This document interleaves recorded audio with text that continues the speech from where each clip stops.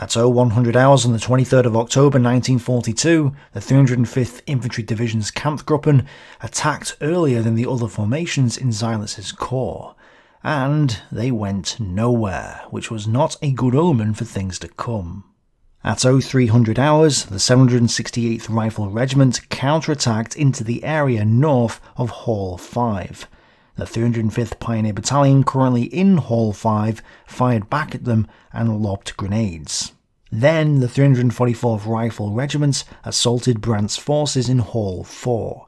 But at 0515 hours, 23 battalions of artillery rained their shells down upon them, and at 0700 hours, Seilitz sent in a Stuka wave.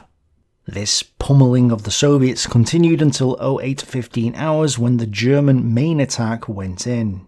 Heim's forces moved east into the bread factory and the buildings to the south. However, the Soviets gave ground slowly and Heim's Kampfgruppen spluttered to a halt inside the bread factory itself. This was obviously not a significant gain, and not all of the advance was successful. The 108th Panzergrenadier Regiment may have even retreated a short distance thanks to Soviet counterattacks. Meanwhile, on their southern wing, Shmekatorov's division was sliced apart by the Jaegers, who pushed through the buildings towards the first railway line.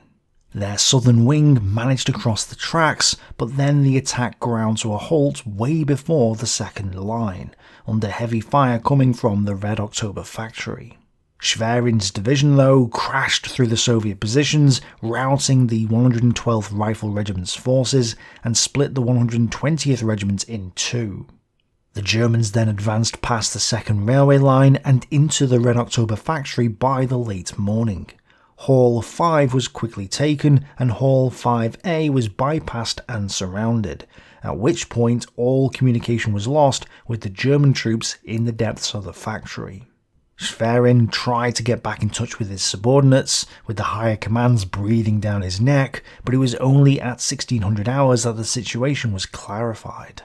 At about 3:30, the 5th and 6th Companies of the division's 2nd Battalion had, they claimed, reached the Volga. Now, there's a debate about whether this actually happened or not. Churikov says that they only reached the northwest section of the Red October factory, while Isaev says they didn't reach the Volga because they hadn't taken Hall 7. And he gives as evidence the fact that the German 6th Army reports say that they only took Hall 7 the day after. But the other books say that they did take it on this day, or at least parts of it. Plus, the 212th Regiment had taken parts of Hall 10, which was actually closer to the Volga than Hall 7. And technically, they don't have to take the halls to get to the Volga. They could bypass enemy resistance in the halls to get to it, or even bypass the halls entirely and just go around them. Maybe the Soviets were still in the upper levels or the basements, and the Germans had the ground floor. Or maybe they did take Hall 7 on this day, lost it overnight, and regained it on the next day. There's several possibilities here. So I suspect that they did actually reach it, even if there's some dispute over whether or not they had possession of Halls 7 or 10. And this just goes to show how local and confused the fighting was in Stalingrad at this time. You know, it's funny how we're trying to figure out what actually happened in a couple of buildings next to a river. Like, that's how local and minuscule the fighting had become. But anyway, the small group that had reached the Volga were then quickly reinforced by elements from the 212th Infantry Regiment, which had taken Halls 8 and 9 and was struggling for Hall 10. Once the Germans were in this position, they needed help in clearing out Soviet stragglers inside the factory, and the only unit that they had in reserve was the Croatian Legion. So, after Rolf was sent on sick leave, the battalion entered the buildings that they had dreaded for weeks, and then saw their morale drop to zero as they stumbled over mines and resistance nests outside the factory, let alone inside it. To the north, the 305th Infantry Division attacked once more into the barricaded factory, as well as the area north of there. They were supported by Kampfgruppe Below and the 24th Panzer Division's Artillery Regiment, but low-flying clouds prevented any more Stuka strikes after 10:30 hours. The fighting raged for Hall 4, with attack and counterattack going in, with Kampfgruppe Brandt not in possession of it by the end of the day. Paulus was then informed, as he visited the division's commander, that the division was so depleted that it was no longer capable of mounting an attack. Thus, by the end of the day, Paulus and Seilitz's forces hadn't gone far. Arguably they had reached the Volga, so 62nd Army was now split into three, with Group Gorokov in the north as well.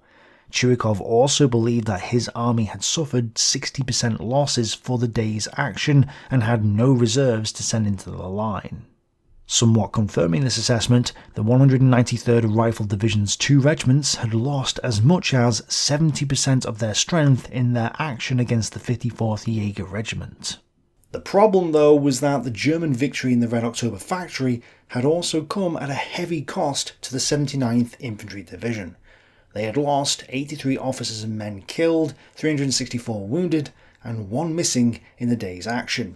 A heavy toll considering that the division was weak before it had even started. Worse, Soviet stragglers continued to resist inside the area the Germans had supposedly taken, causing them to shift forces inwards to deal with the resistance. A bitter fight still raged for Hall 10, and they couldn't even advance into Hall 4 because of heavy fire. So yes, the city of Stalingrad remained a battleground and had been since September 1942, with the campaign itself starting in July. But events were playing out on an entirely different continent, which would indirectly affect the Battle of Stalingrad later on. At 21:40 hours local Egyptian time on the 23rd of October, almost 1,000 guns opened up on the German positions, the largest artillery barrage the British Army had conducted since the First World War. The Second Battle of El Alamein had begun. Meanwhile, unbeknownst to the Germans, ship convoys from ports in Britain and the United States were already sweeping towards the North African coast, having set off the day before. Operation Torch was underway, and time was running out for the Axis. Back in Stalingrad on the 24th of October, Group Gorokov launched an attack with around 450 men, and recaptured the prison building by about 0500 hours. However, the 94th Infantry Division then retook the building later in the day, with this little action alone costing 314 casualties for the Soviet side and 175 for the German. And at 0300 hours further south, the 208th and 212th Regiments attacked the Red October Factory's admin building, Hall 5A. Despite numerous Soviet counterattacks, they captured the area by the mid-morning. Hall 7 fell as well, then the second phase of the attack went in, and the 208th Infantry Regiment managed to take the western half of Hall 4, plus the southern sections of Halls 1 and 2. But Guriev sent in his reserve 117th Regiment to counterattack, wiping out the German forces at the Volga. Meanwhile, the 212th Infantry Regiment struggled with the Soviet 112th Rifle Regiment in the southern halls, all the while being battered by artillery fire coming from across the Volga, which was directed by Soviet spotters on Mamayev Kurgan. Though not mentioned in the German reports, the Croatian battalion was attacked at the railway line, and it appears that the 3rd Company was hit hard. Suffering from low morale, the men panicked and fled. 33 Croatians in the company alone went missing, and the battalion fell back. If they kept retreating, the 79th Infantry Division would be cut off, so it was a fragile situation. But it appears that the Croatians counterattacked with support from other units, and the line was re-established. Heim's forces basically went nowhere, with the bread factory still mostly in Soviet hands. The Jaegers only advanced slightly as well. However, Heim's men did advance between the 308th and 193rd Rifle Divisions and rolled into Gurtev's headquarters. Gurtev himself was forced to flee and hide in the rubble of the barricaded factory. In response to a direct order from Chuikov, General Smekatorov, commander of 193rd Rifle Division, assembled a small group of 10 submachine gunners and personally led them on a foray to find and rescue Gurtev. Smekatorov succeeded in his effort and, together with Ludnikov, organised counterattacks that managed to contain 14th Panzer Division's advance. Yes, you know it's getting desperate when Soviet generals are having to personally lead a squad of 10 men into battle. Still, the Soviet line held, and Heim reported to Seydlitz that there was no chance of them advancing any further without reinforcements, since his division only had 750 infantrymen left. In fact, there were just 40 men left in the 103rd Panzer Grenadier Regiment, and 11 panzers in the whole of the division, 2 of them being Panzer IIs. The 305th Infantry Division, meanwhile, did advance. Yes, it took Hall 6B, using assault teams armed with ample amounts of grenades, and then stormed the administration building of the factory, brutally wiping out the Soviets in the cellars with flamethrowers and demolition teams. The Germans then advanced into Hall 4, the largest, and finally managed to capture it in less time than it took to clear Hall 6. Konovalenko's 344th Regiment was obliterated in the battle for the pair of work halls. Its strength the previous evening was 413 men, now the regiment numbered just 166. The 305th Infantry Division, on the other hand, lost 3 killed and 59 men wounded. This was light compared to the Soviets. Still, for one German soldier at least, the day would be a memorable one. On October 24th, Lieutenant Wilhelm Kreiser of the 100th Jaeger Division celebrated his 26th birthday. While he sat in a chair, a Russian tank fired a shell that went between his legs and on into the next room. Unhurt, Kreiser stayed low the rest of the day. In addition to 14th Panzer Division's 11 tanks, 24th Panzer was also down to just 11 tanks, and the 244th and 245th Assault Gun Battalions had a combined 7 assault guns remaining. The 24th Panzer Division did receive a March battalion of 1,000 men, although these hadn't joined the frontline troops yet. Oberst von Broich was sent to train them. This battalion wasn't enough to replace the 4,000 men that the division had lost since the beginning of the Faublau campaign, but it was better than nothing. And at the same time, officers and rear service personnel were being sent to the front lines after a limited amount of training. Lenski, though, wrote later that these were not full-value replacements. With all Germans being sent to the front line, the rear area jobs were largely being taken over by Hiwis, who now formed a large part of the division. Chuikov reacted to the day's events by sending 150 guardsmen to reinforce the troops holding onto the bread factory. These were the remains of the previously destroyed 109th Guards Rifle Regiments from the 37th Guards Rifle Division. Chuikov took another 115-man group from the 34th Guards Rifle Regiment and sent them to the Red October factory. It also appears that he or Ludnikov swapped out the 768th Regiment from the Barricade factory for the 650th Regiment. Isiev speculates that Chuikov didn't admit to Yeremenko that the Red October factory had fallen to the Germans and tried to cover his tracks, which is perhaps why the reports from Guriev about the events on the 23rd and 24th of October are missing. The reason for such behaviour could be the logical conclusion that Yeremenko would not forgive the loss of a third factory in a single day. In such a situation, the removal of Chuikov from the command of 62nd Army was quite a reasonable prospect, while at the same time it only remained to hold out for just a few days before the start of Operation Uranus.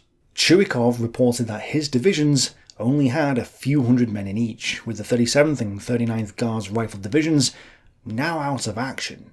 Of course, both sides were completely exhausted, not just the Soviets. They each had the strength to fight over the odd building here or there, but that was it. Gone were the days of sweeping advances, and it was now becoming ever more likely that Chuikov would hold out. Overnight, small boats crossed the Volga to reinforce Churikov's battered units with the March battalions Yeremenko had sent him, and Paulus, though, received next to nothing, just that one battalion for the 24th Panzer Division. Regardless, he ordered Seydlitz to continue the attack the next day, and Seydlitz complied. Would they be able to throw the Soviets into the Volga? Let's find out. On the 25th of October, Zverin's 79th Infantry Division reorganised its forces in order to resume its assaults on the halls of the Red October factory. The Croatian Legion moved to the southern part of the factory and relieved the 212th Infantry Regiment, which formed into Kampfgruppe Wolf. Orders were then passed down to shoot and kill every civilian they spotted. The cold rationale was based on observations of Russian civilians, particularly teenagers, hauling boxes of ammunition to Red Army soldiers. By aiding combatants, they had become legitimate targets. Kampfgruppe Wolf attempted to seize the rest of Hall 4, but the 120th Guards Rifle Regiment ambushed them from the ovens and drainage ditches located inside the hall, so the German attack was blunted. The Soviets also launched attacks from the oil cisterns towards Hall 8. Now, they don't appear to have gotten far, if at all, but they may have infiltrated the Croatian lines for a while, with the odd squad or so entering some of the other halls. Worse, by the end of the day, Halls 1 and 2 were seized by the Soviets, and Hall 4 remained contested. To the north, 14th Panzer Division and 54th Jaeger Regiment attacked again, taking one building in the bread factory and a few meters elsewhere. Otherwise, Gertev's force of 200 riflemen managed to hold the line. Gunjager's regiment surprised the Germans in Hall 6A, blasting down an entire section of the wall, and took advantage of the confusion to assault the German lines. The Germans, however, regained cohesion, and the 305th Pioneer Battalion retook it later on, although one man was killed and another 4 wounded just for this one building. Otherwise, the 305th Infantry Division spent the day mopping up Soviet resistance inside the factory for the total loss of 13 dead, 38 wounded, and 1 man missing. So yes, the fighting in the central part of the city remained a stalemate, but Paulus had also ordered that Group Gorokov be attacked once again. By this point, the 276th Infantry Regiment had marched up from the south and took up positions next to the other regiments of 94th Infantry Division. Now the 276th and 267th Regiments attacked along the northern bank of the Mechetka River, with 16th Panzer Jaeger Battalion on their left. Most of Spartanovka fell to the Germans, and it seemed that Group Gorokov's days were numbered. On the night of 25th of October, a whole section of 124th Special Brigade, formerly workers at Stalingrad Tractor Works, set out to cross over to the Germans. Only a single sentry had been against the idea, but he had agreed to join them when threatened. Out in no man's land, the sentry pretended that he had a problem with a foot cloth and stopped. He took the opportunity to escape from the others and ran back to the Russian lines. The deserters fired after him, but without success. The sentry, Soldier D, reached his regiment safely, but was then arrested and court-martialed for not taking decisive measures to inform his commanders of the forthcoming crime and preventing the traitors from deserting. Outside the city, the 4th Kotlebane offensive continued to grind itself to dust against the German positions, achieving little for the sacrifice. But there was some good news. To the south, Shumilov had finally got his forces ready to attack. He had originally been ordered to attack on the 23rd, but was delayed until the 25th, and so sent his forces into battle now. The German 371st Infantry Division was the central target, with the 297th Infantry Division nearby, and the possibility that the 29th Motorized Division would be drawn into the conflict too.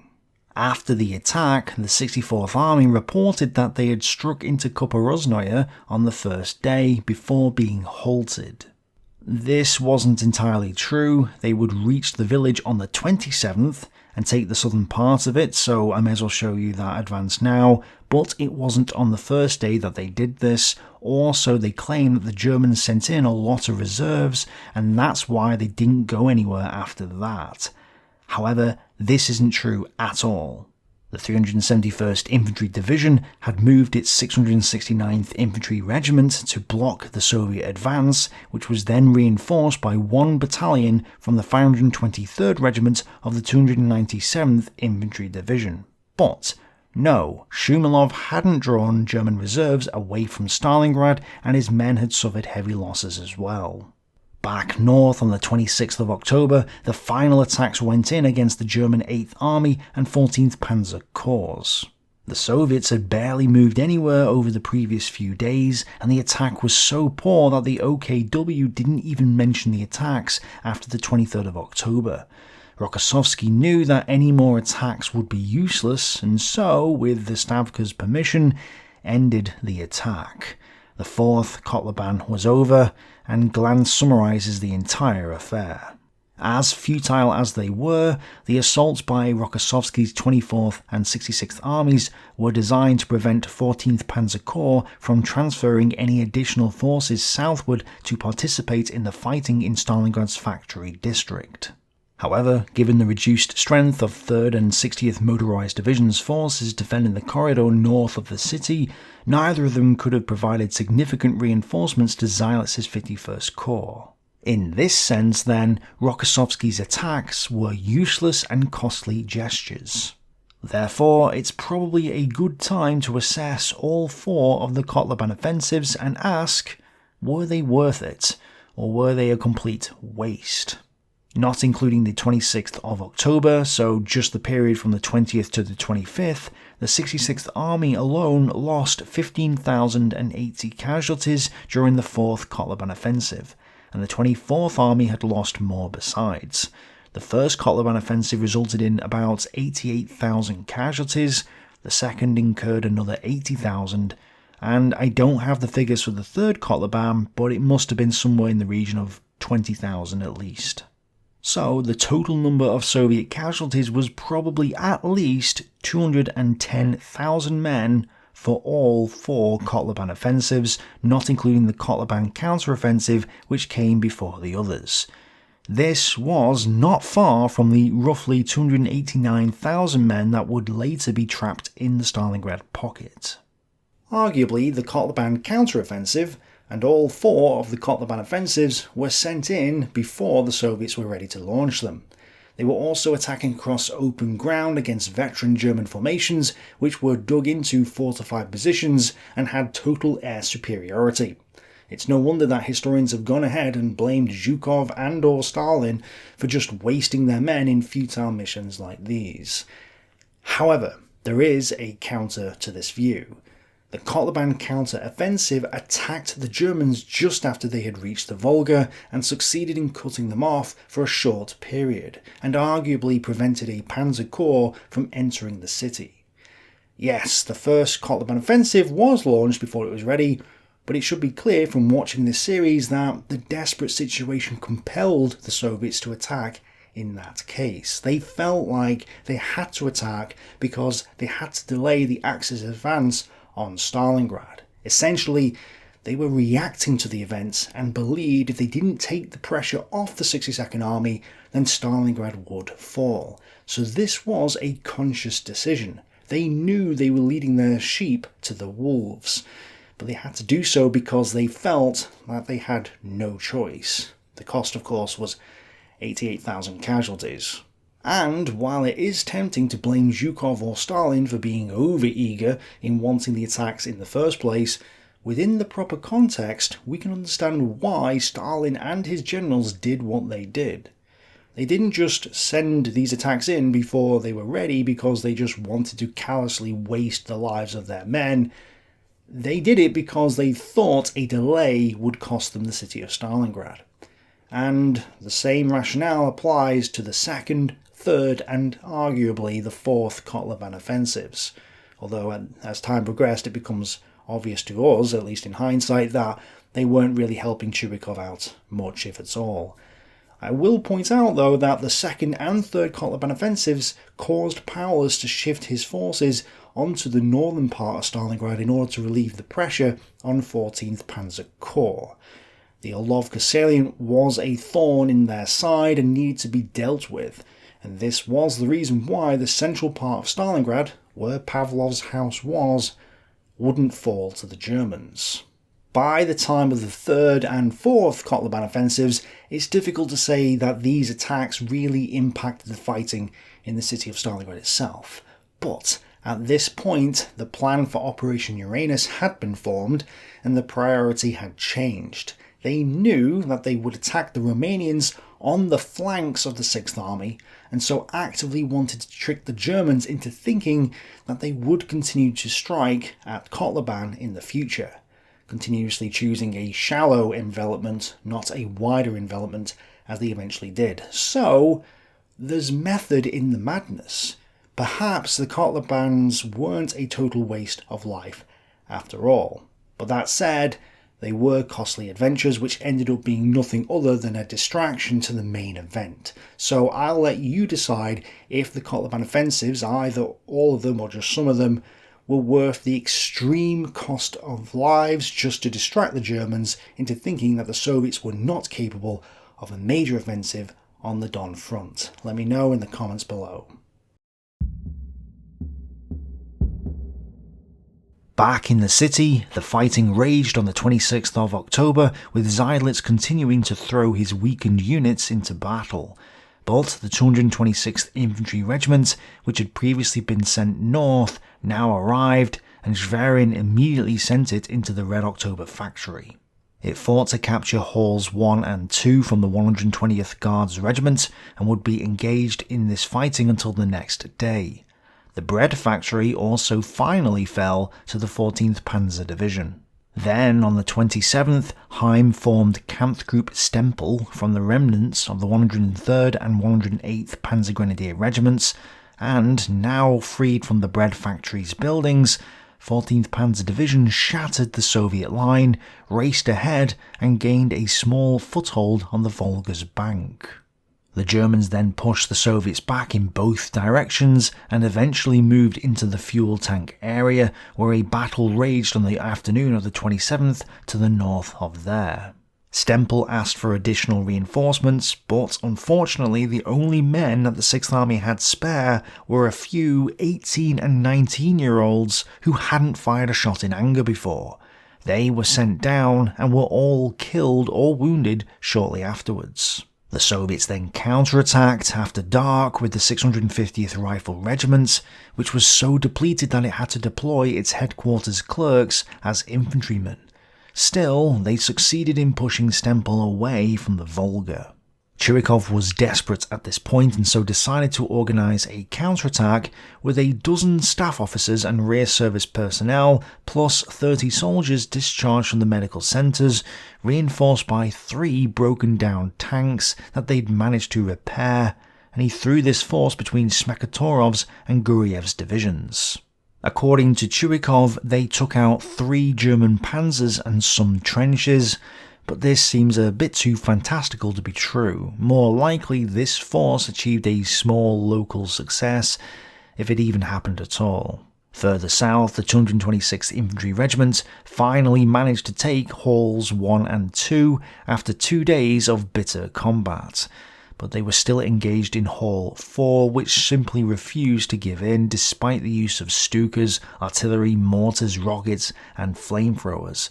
The large furnaces had thick walls and couldn't be destroyed by bombs or shells, making them perfect defensive positions. The Croatians, meanwhile, were attacked over and over, with the Soviets breaking through their positions and entering Hall 10. The flank of buildings 9 and 7 lay open, and it was important that the Croatians retake it, so one legionary counterattacked on his own, blunting the Soviet advance. The Croatians then sealed the gap, but Hall 10 remained in Soviet hands. The Soviets were so close that they were throwing grenades and Molotov cocktails into the Croatian trenches, and the Germans meanwhile lost Halls 8A, 8 and most of Hall 9. But late that evening, the 212th Infantry Regiment managed to retake Hall 8, and might have retaken the other two halls as well, although it's not clear. Meanwhile, at the headquarters of the 376th Infantry Division, Paulus and Schmidt, his chief of staff, were listening to the reports of an intelligence officer, Lieutenant Karl Osterhilt. After weeks of studying the data gathered from prisoners, observation planes, radio intercepts, and more, Osterhilt had some startling news. We have seen a large number of men and material concentrated in the region of Kletskaya. This is an enemy attack army, armed to the teeth and of considerable size. We have information about the units, their armaments, where they came from, up to the names of their commanders. We also know their attack plans, which extend to the Black Sea. According to Craig, Paulus departed, promising to ask for more reserves to bolster the Don front. But the general impression is that Paulus wasn't concerned at all by the threat of an attack.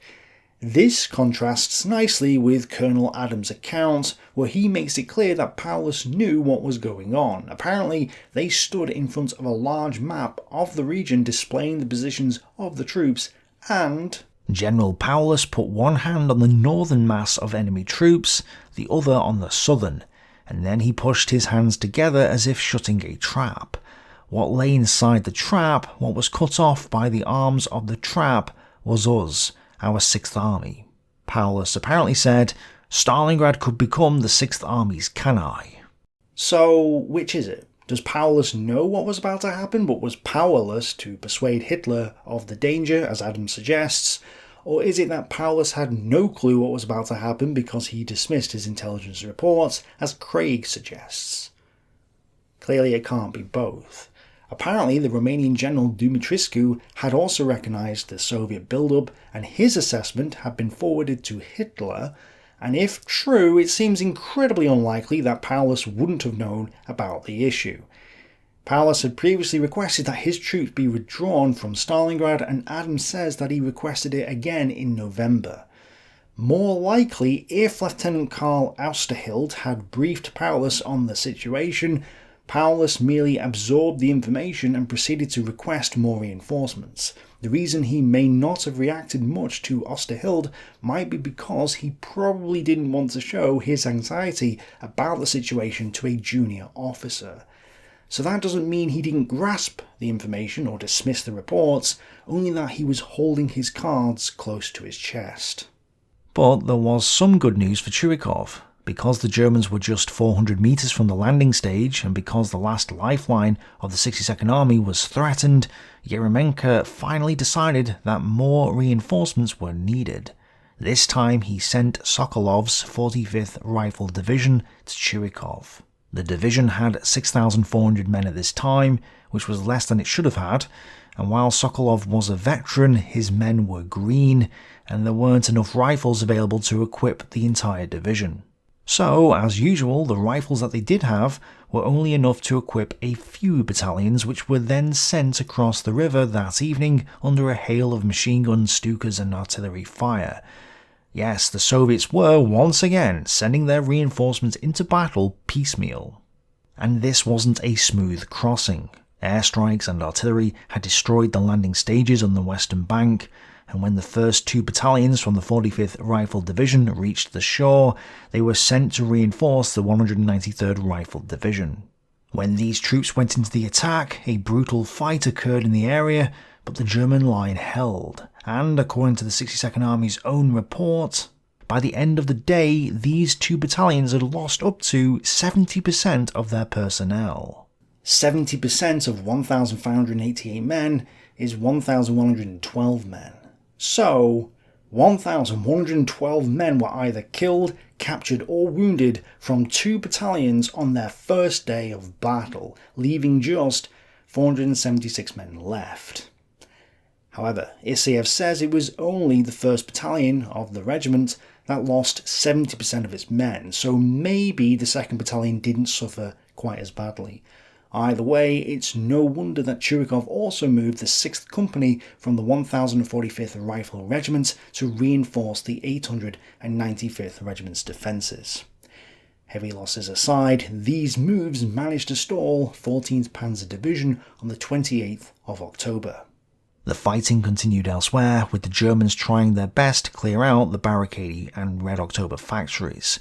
Ludnikov recorded 12 separate German assaults on the 28th, with infantry and Sturmgeschütz assault guns taking part in the action. Finally, the Barricade factory was cleared of Soviet resistance, and it fell into German hands. Heim's forces continued to strike the numerous units that the Soviets had thrown into the line between the two factories, with Heim slowly gaining ground. And the Croatians also had a spot of luck. They had found 15 of their missing soldiers, boosting their precariously low numbers, which were around 170 men in total for the entire battalion. By the 29th, the rest of Sokolov's division had finally arrived, and was ordered by Chuikov to cross over the Volga and set up a defence between the two factories. A company of 5 KV-8 flamethrower tanks from Colonel Burdov's 235th Tank Brigade also crossed behind the 45th Rifle Division's regiments and helped Sokolov's men out. The Soviets reported that these KVs took out 3 enemy tanks in the vicinity of the Red October factory before the Germans brought up anti-tank guns, knocked out 1 KV, damaged another, and forced the remainder to withdraw. The Germans, though, only reported destroying 3 T-34s with their Stugs, so it's not clear what's going on here. And for reference, the 14th Panzer Division only had 9 operational tanks at this point, and the 2 Sturmgeschütz battalions were at 7 and 3 Stugs each. Anyway, the 79th Infantry Division attempted to take the entire Red October factory once more, and did manage to take Hall 8. Another small unit also advanced to the Volga before being quickly thrown back, and the Croatians retook Hall 10 despite being stretched thin and suffering from poor morale. In his book on the Croatian Legion, Jason DeMark describes how some of the men abandoned the lines, others hid from combat, and still more were stealing food. Yes, their morale was depleting rapidly, and someone was stealing their food. 2 of these were sentenced to be shot, although only 1 was actually executed, but it shows how cohesion in the Axis ranks was beginning to break apart. This is why I'm inclined to believe the previous German order to shoot civilians was being implemented. The 650th Rifle Regiment reportedly observed the Germans executing a 10 or 11-year-old boy on the 29th, and the Germans also used prisoners to collect their wounded in no man's land.